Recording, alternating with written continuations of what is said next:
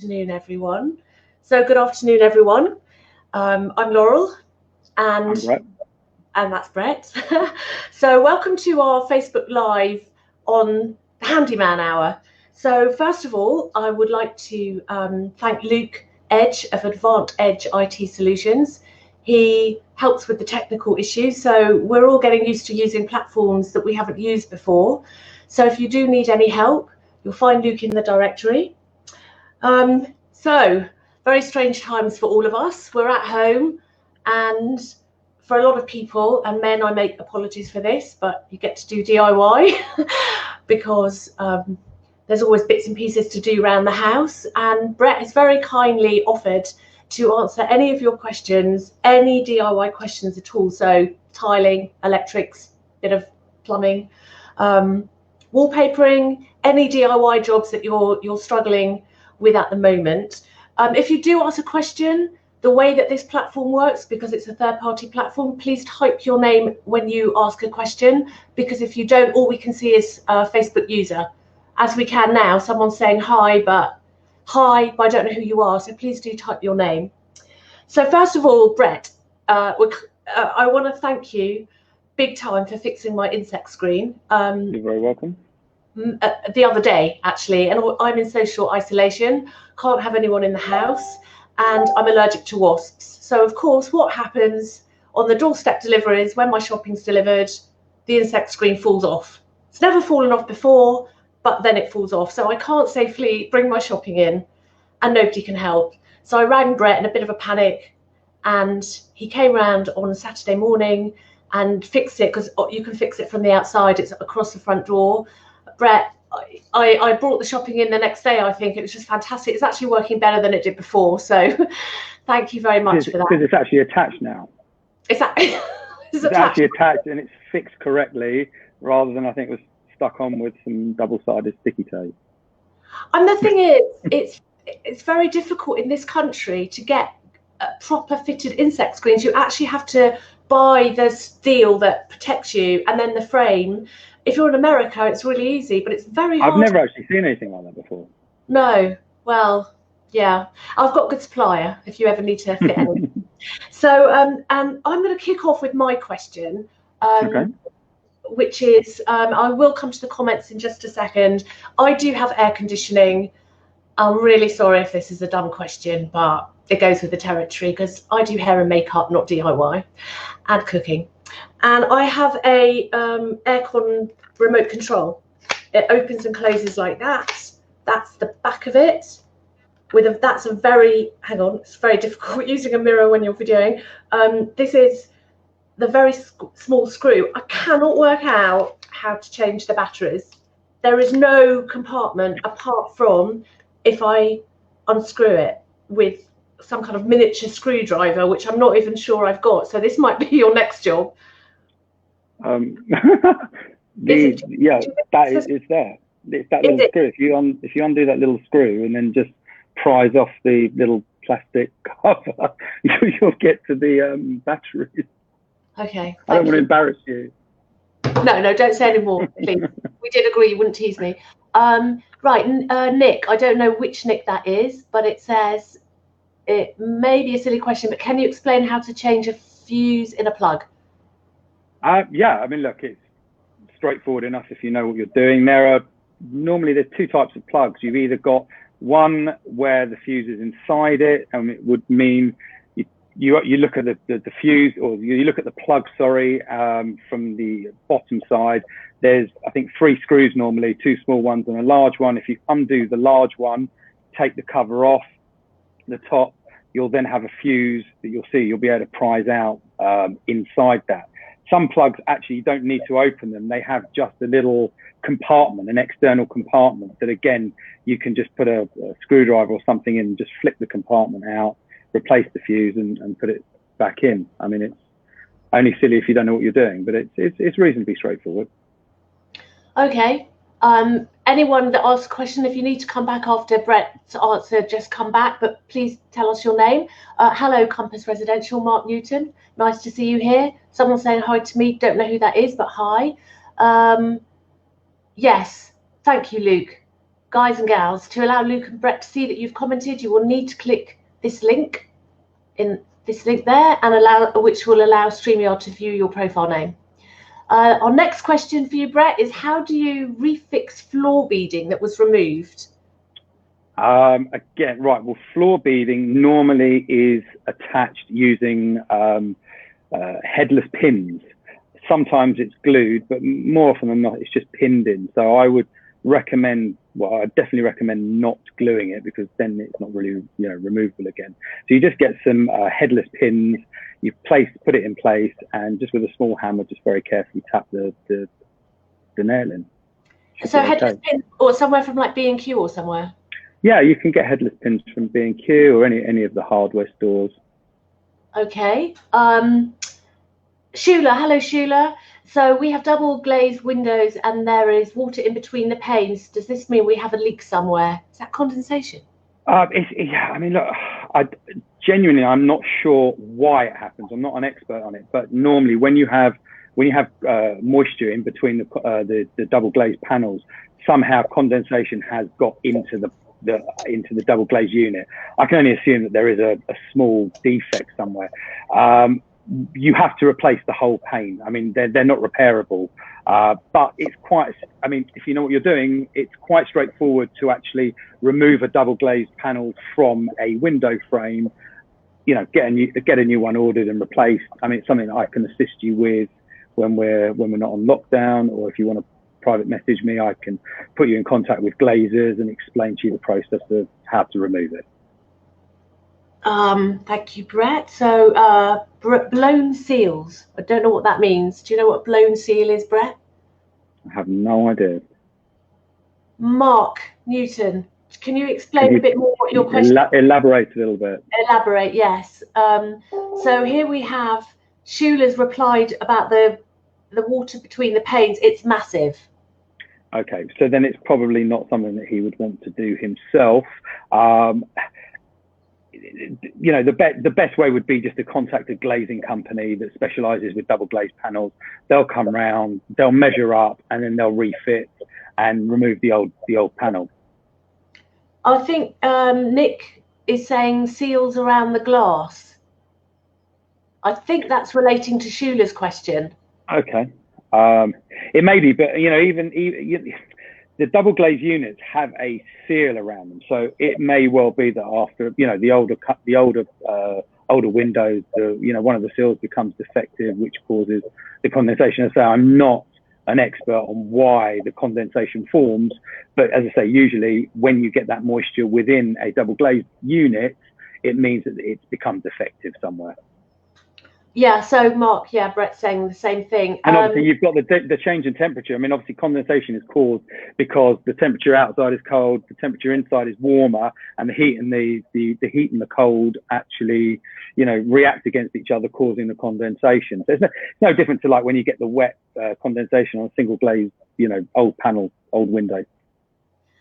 So we have another question from Nick. Is it true that for the small halogen light bulbs, you should not touch the bulb with your fingers? Yeah, absolutely. The small ones that tend to be the under counter lights, they come normally inside the box in like bubble wrap, and it's important that you don't touch the glass, because the grease from your skin, because they heat up a lot, then makes the bulb crack. So absolutely avoid direct contact with the little halogen bulbs. We're hearing a lot of that. Avoid direct contact and don't touch anything. Jacob, also don't touch them when they've been hot. Yeah, Jacob Kahar, and my bathroom door has come off and is very old. I have 3 teenagers in the house who value their privacy. I have found a new door that seems to be the right size, but just comes as the door. No handles, no hinges, and no catch. No need for a lock, but does need a catch. Is this something I can do myself? What tools do I need, or does this need to be a professional? Strictly speaking, it's not something that you can do yourself unless you have some experience with carpentry. Because first and foremost, you have to make sure that the door will fit. Although the size, the width and the height should match, it doesn't mean that the door frame hasn't warped slightly, or it might need a couple of millimeters off one side. On top of that, you have to rebate hinges.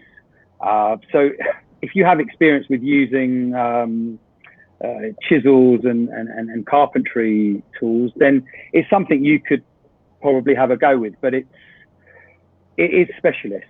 Ideally, you would get a professional in to do it. I don't know what Jacob does, if he's got any experience of doing these kind of DIY jobs, but yeah. I mean, you know, hanging a door is slightly more involved than just basic DIY. It took me a while to learn how to actually, you know, fit hinges and measure them up. I mean, I messed up quite a few doors, to be honest. Don't say that out loud. That was a long time ago.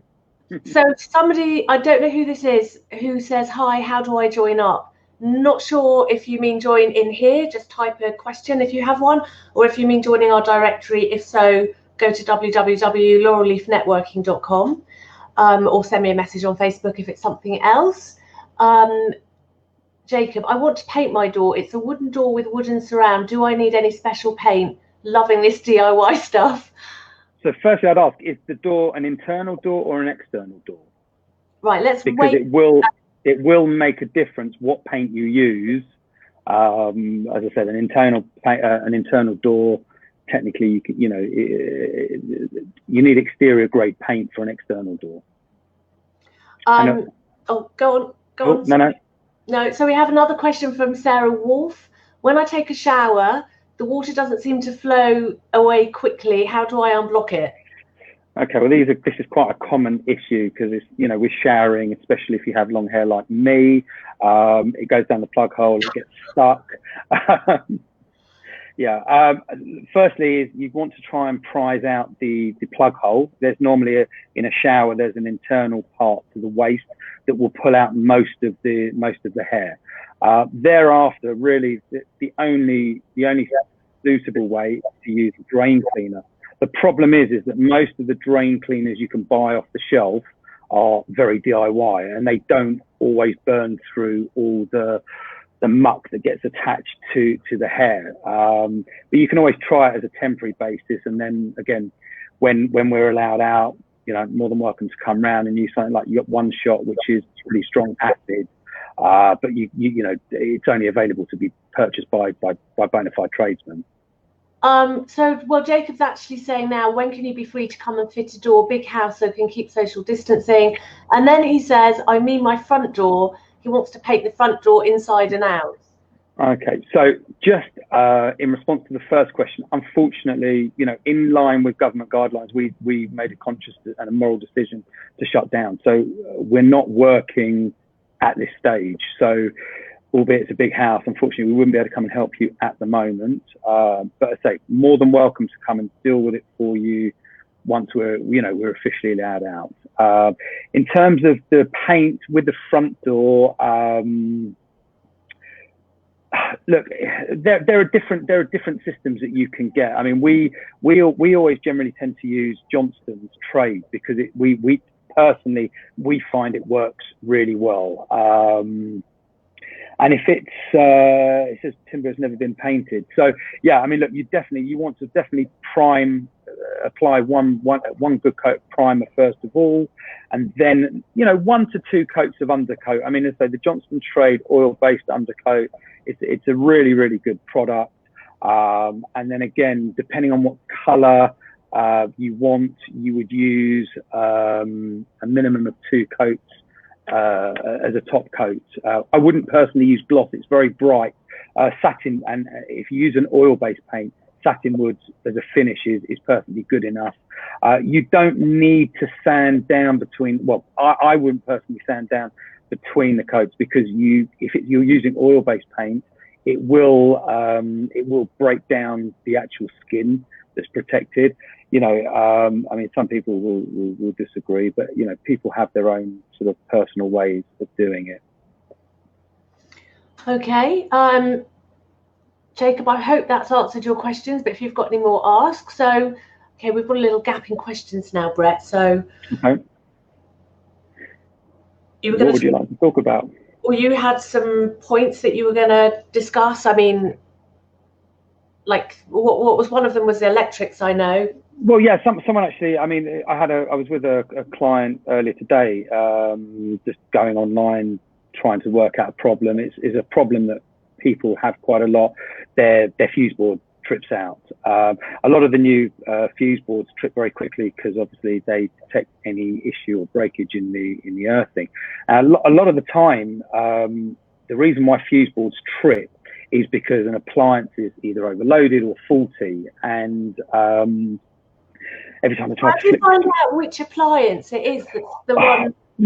The only way is literally trial and error. So what you have to do is literally, depending on, normally you can find, when you go to the fuse board, you'll know what circuit it is, because only either the kitchen ring or the downstairs ring or the upstairs ring will trip. So what you have to do is, whatever area you're working in, let's just take the kitchen for argument's sake, you have to unplug every single appliance, anything that's connected into any plug socket, and just one by one plug it in, turn it on, see if it trips, and you'll work out what the item may be. And it might be, for instance, a dishwasher, you might have a faulty element in it, or the oven might have a faulty element. It could be anything, and automatically the fuse, it's obviously, as a protection, the fuse is going to trip. So you have to just go through methodically. And I was with this client. She was like, "No, we're going through." I was on with her for nearly an hour. Couldn't work out. She had an old fuse board, so literally, I know it sounds crazy, but she had all the power to her house just on one ring. The kitchen wasn't even separate. So I just literally said, "Look, you've got to go through it." And in the end, she couldn't work it out, and it turned out that there was still something that she had plugged in that she didn't realise. We got there eventually. But yeah, you have to just go through bit by bit. We have a question. Facebook user, I don't know your name, so please just comment with your name. But Facebook user, I have a Ring doorbell.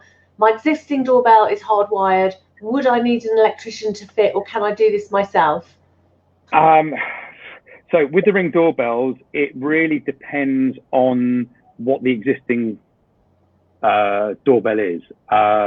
They do come with these little diodes that you can put on the back, but ideally you would get an electrician to do it. There are some online videos for how to install the Ring doorbell, the hardwired one. But again, it depends on whether you've got an analog or a digital bell at home. So it's impossible to know. So the thing with electrics is, you are always better to get a qualified electrician to deal with electrical issues. We are a competent contractor. We are more than competent to deal with a number of electrical related issues. Obviously, anything that requires a new installation, strictly speaking, has to be done via a qualified electrician. So I would always recommend that that's the route to go down. Okay, thank you. Is there a weight limit to hanging things like TVs on thin walls? There are weight limits depending on how structurally sound the wall is. You always have more of an issue when you're trying to hang heavy items onto plasterboard, for argument's sake, or plasterboard walls. And it also depends on how or what it is that you're actually hanging. I mean, if you're hanging a TV that doesn't have an outward movement, it's just sat there and the weight is displaced straight down, is very different to putting a TV on a wall where it has a telescopic arm that comes out, because the weight displacement is different. Depending obviously on the weight of the item, there are different fixings that you can buy. There's all manner of different fixings that, I found one which is like a strap that you fold around the plasterboard and behind it and screw through, and they're apparently good to hold up to 250 kilos. So really, you just have to look at each item. I mean, if it's a heavy mirror, for argument's sake, as long as you know roughly what the weight is, and you go and buy the appropriate fixing, and the fixings will say to you they're good up to 7 kilos, 20 kilos, whatever it may be, then you should be okay. It reminds me of a story. We had a member in the directory who posted on the group looking for a handyman. This was pre-you. Yeah. And somebody secretly PM'd him and said, "I can do it. I do handyman work on the side." And it was hanging a shelf. I obviously didn't know. I mean, obviously, I know that goes on, but if you pay peanuts, you get monkeys. And so this guy went round, fixed the shelf, and a week later, this member who'd asked for a recommendation phoned me and said the shelf had fallen off and he wanted his money back. And I said to him, but you didn't take my recommendation. You didn't use one of our verified handymen.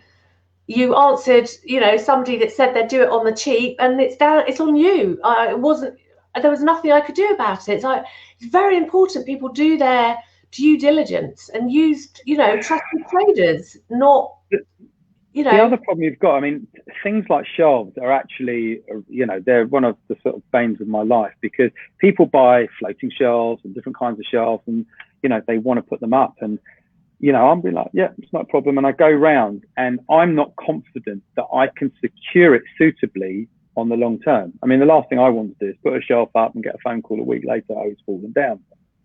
And the problem is that shelves are fine. When you're putting shelves into like drilling them into a solid brick wall, it's not a problem. But when they're going into plasterboard, it's very difficult to securely fix it and ensure that whatever weight you put on it is going to hold it. And these floating shelves are the worst, because as soon as you load any weight to the front of the shelf, it's naturally going to push out. Well, you've also got to use, haven't you, the proper fittings, because Absolutely. Some people use these rubbish plastic ones, and the plastic fitting actually, which has happened to me with handymen in the past, and then the picture's fallen off the wall, and then you see that they've used a plastic hook. So we have another question. Sarah Wolf, I want to grout my tiles in my bathroom. What's the best grout tool for me to do it myself? Oh, that sounds like quite a job. It is. Personally, if the grout's all intact, a little trick that we use sometimes is we get some sandpaper, some 80 grade, some medium grade sandpaper. We fold it in half and just very carefully, lightly scratch the top of the grout. And a lot of the time, it actually cleans the grout back. If you imagine that when you're grouting for the first time, you're probably putting anywhere from 5 to 10 millimeters of grouting, depending on the thickness of the tile.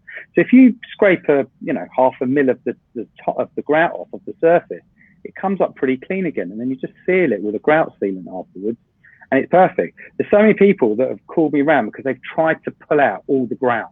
They tried to pick it out, or got a grout remover, scraper tool, and tried to pull it out, and they've chipped tiles. And the best thing is to try and clean it up. And if it doesn't fully clean up, you can also get like a little steamer and clean it with a little steamer. But sandpaper works really well. It's hard work, but it really does work. Oh, Shula says, great tip, Brett. Read the grout cleaning. And then we have another question here, which is it possible to install a light switch inside my ensuite? Isn't that an electrician's job? But you're not allowed. I mean, the only light switch that's allowed inside a bathroom or a wet area is a pull switch. So a pull cord. You can't install an actual switch inside a bathroom. It would have to be outside of the bathroom. And again, if it's a new installation, it would have to be done via a qualified electrician. We have another question here. Facebook user, don't know your name. You can always type it in the comments so we know who you are. But it says, I've got water dripping from my shower head. Would I need to get a plumber? Now, I've had this issue quite a lot. I've got this shower, obviously, but it changes from being a handheld, and then above it is a fixed shower for like washing your hair sort of thing, or showering. Yeah. and so a fixed head and a handheld. Yeah. And so when you turn it to go either way, whichever one you want to use, and then you turn it off, it just drips, and it's got weak, and you have to I'm sure it's not a wrench, but something that turns the attachment to make it tighter again, but it keeps loosening. So that's a very good question, whoever asked that. Well, there are different reasons. So sometimes if the actual shower valve itself is quite old, because we live in hard water areas, a lot of the time the valves actually get furred up a little bit. They get, full of lime scale. And so if the shower valve can't 100% close, even if it's like 99.9%, if it's not 100%, if it can't close 100%, then what happens is you get the tiniest little drip of water that keeps coming out of the valve, and it works its way up to the shower head, and eventually it's got to come out. Sometimes by actually just moving the position of the shower head, it can stop it, but it's it's a difficult one. The dripping it's quite a common fault with older valves. Okay, thank you. And it's not an easy fix unless it's unless the actual shower valve itself is an external, like a T-bar or an exposed shower valve, which you can replace. Anything that's behind the wall is a costly exercise, unfortunately. But sometimes you can actually open them and actually take the valve out, but you'd need to know what make it is. I mean, again, that's a job for a plumber. It's not a DIY repair. Due to lockdown, I've recently purchased a climbing frame and swing for my kids. Do you currently do DIY assembly work in gardens? We do, or I do. I actually did one this week. I needed to get out of the house, and my client bought quite a big one. It was in the garden for several weeks. So the door was left open for me. I went, didn't have any contact with the client whatsoever, was there over 2 days, just over 2 days, and built it. If you actually go to our Facebook page, you'll see it. It's quite something.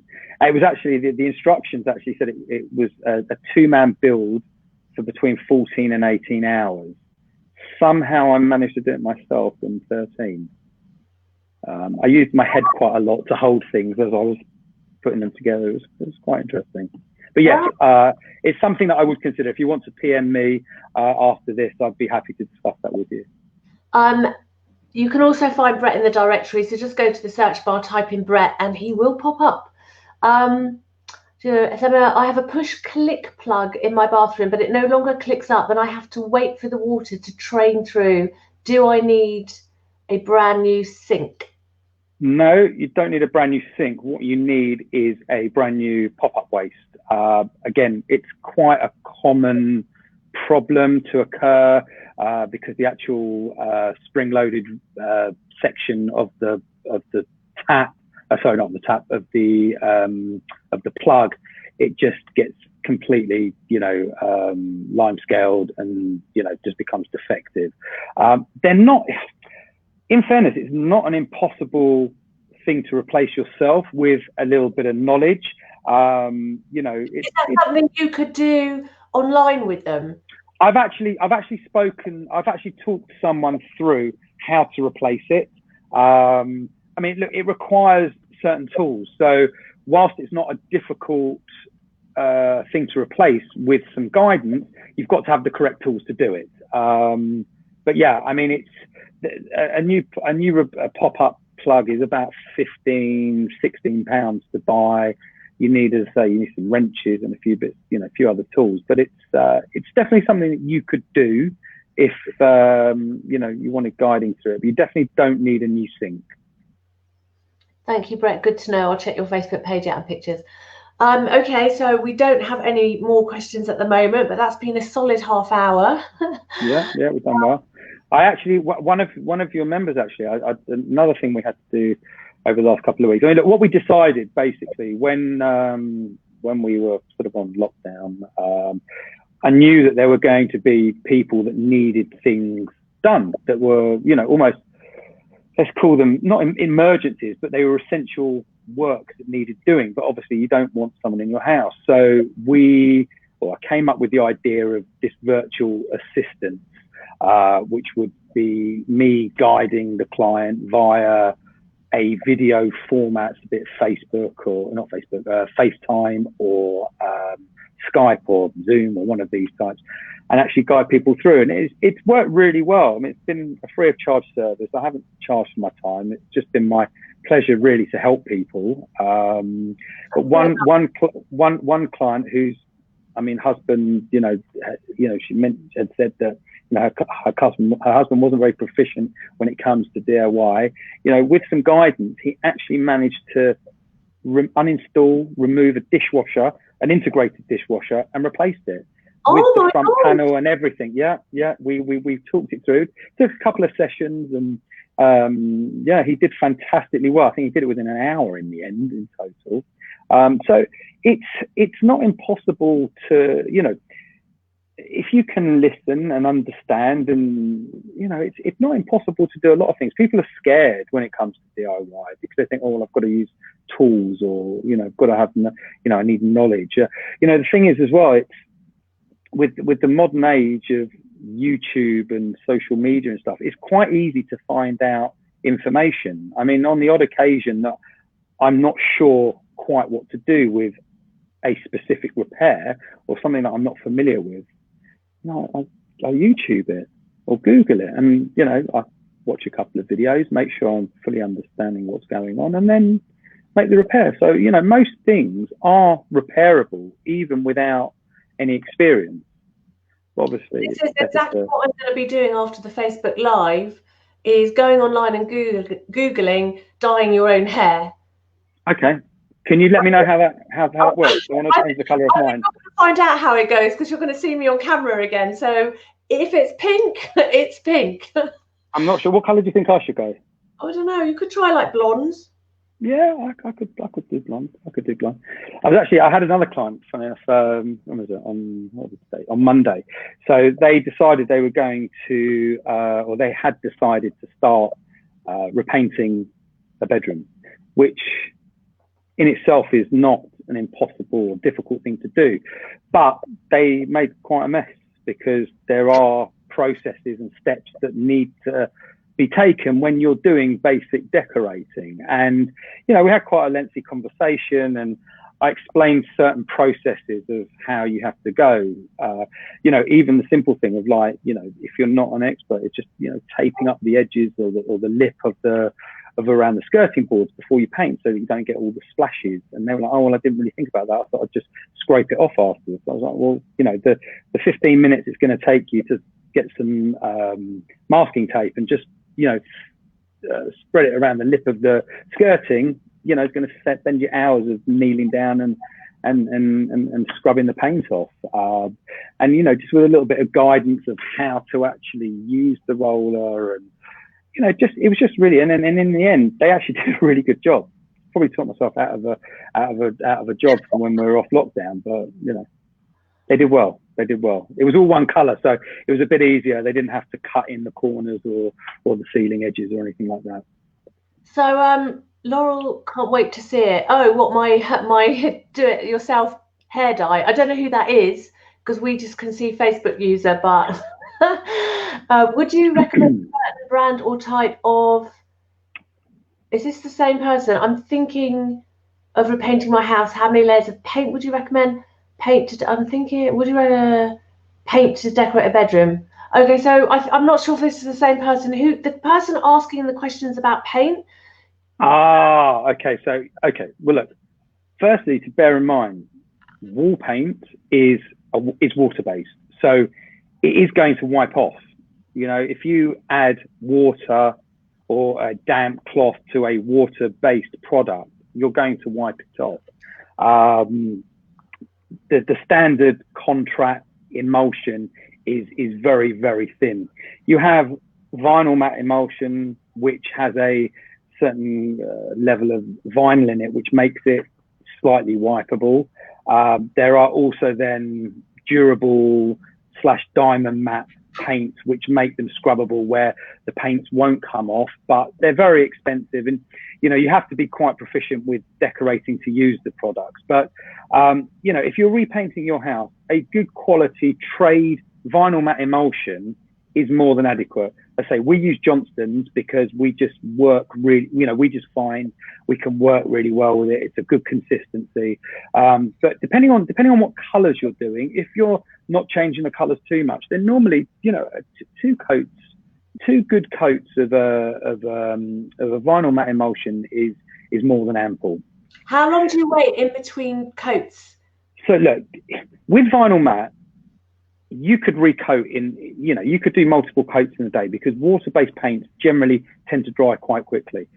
I've got to tell you though, it's not the right way. You know, you need to leave it overnight, even water-based, because they need to be 100% dry. And a lot of the time, if they're not 100% dry, what you do is as you're rolling, you're actually taking off some of the other paint, and then it can become slightly patchy. That's where you see the roll marks, you know. So you are always better to leave it to dry for multiple hours. I mean, as I say, because the surface it's you know, the wall could be dry to touch on the surface, but inside, or you know, it's not going to be.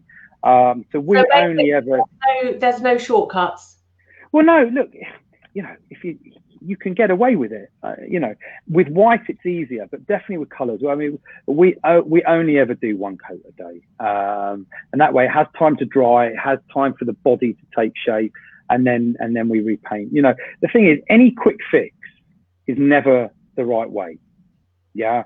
Anytime, any shortcut, quick fix, you know, budget and stuff. It's a bit like diets, Brett. Yeah, exactly. It's exactly like diets. You know, you starve yourself for a week, you lose 4 stone, and then the following week you're you know, just desperate for food. Exactly.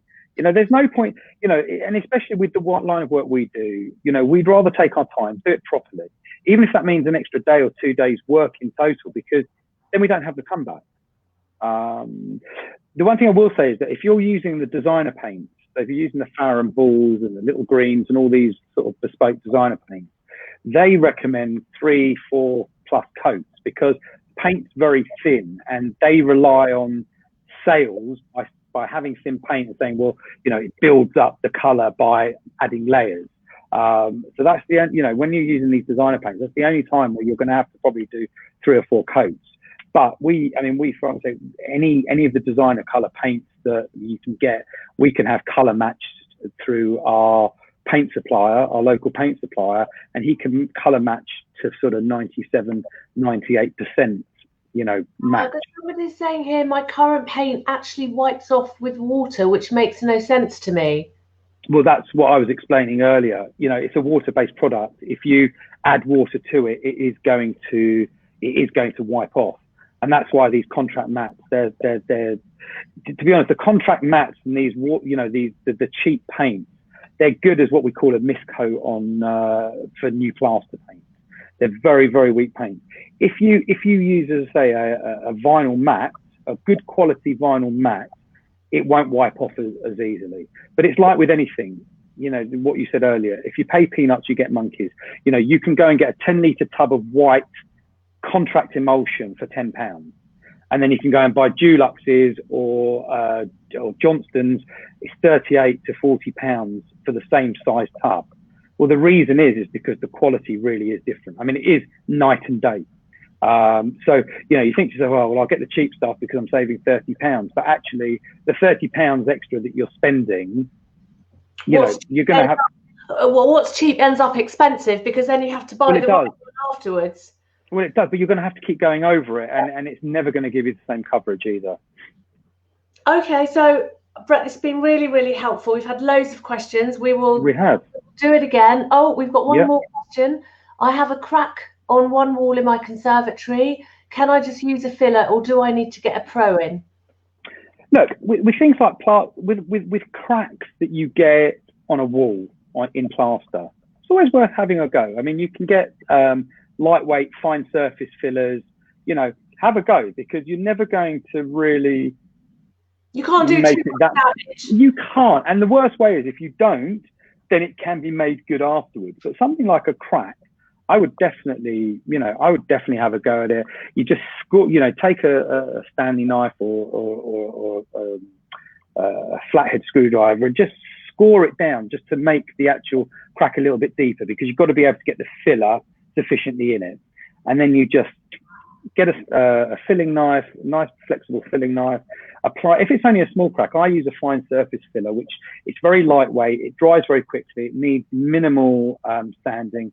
You fill it, again, wait for it to properly dry, give it a little sand down. You probably then need to what we call face fill again, so you have to go over it a second time, because filler always shrinks. Leave it to properly dry, then go over, give it a coat of paint. And again, once it's had a coat of paint, you'll then see if there's any little cracks showing again. If there is, you can, again, go over it very quickly with filler and then paint it, and it normally disappears. But again, it's about the processes.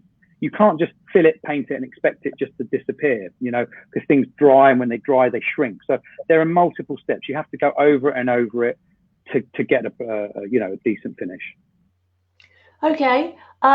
Thank you for that. So Brett, we will see you again as the lockdown extends for some more DIY tips. Yeah. And thank you very much. Thank you very much for having me. It's good fun. That's great. See you soon. Bye. Bye.